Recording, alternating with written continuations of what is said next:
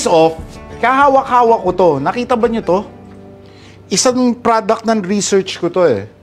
Yung Kitchen Pro na stir-fry spatula. Ito. Ha? Ano yan eh? Itong wood na to is really special. It's beech wood. Kaya antibay niyan. Hindi katulad ng ibang mga stir-fry spatula na bumibigay. Pag ginanon mo, ito okay to. Whatever your abilities or experience as a cook, you can learn to prepare quick and healthy meals that can have real benefits. Itong ginagawa natin ngayon, maganda, kumpleto yung mga pagkain with and using a Kitchen Pro stir-fry spatula is really very important kasi maraming gamit to. Pwede kayong saidin, pwede nyong scrape, pwede nyong gamitin pangkuha, it acts as a shovel, no?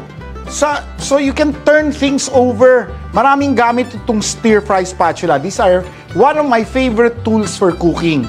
And, you know, it can turn over a lot of food, no?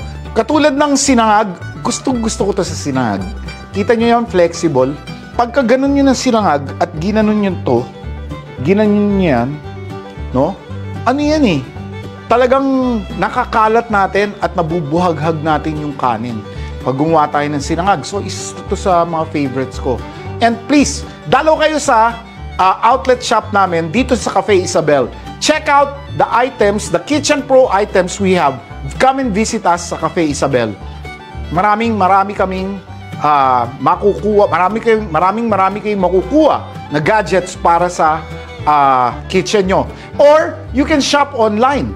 Pwede kayong pumasok sa kitchenpro.collections, no? kitchenpro.com.ph shop, or pwede kayong pumasok sa Laz Mall, Kitchen Pro Laz Mall. Isa pa, pwede kayong pumasok sa Kitchen Pro Shopee Mall.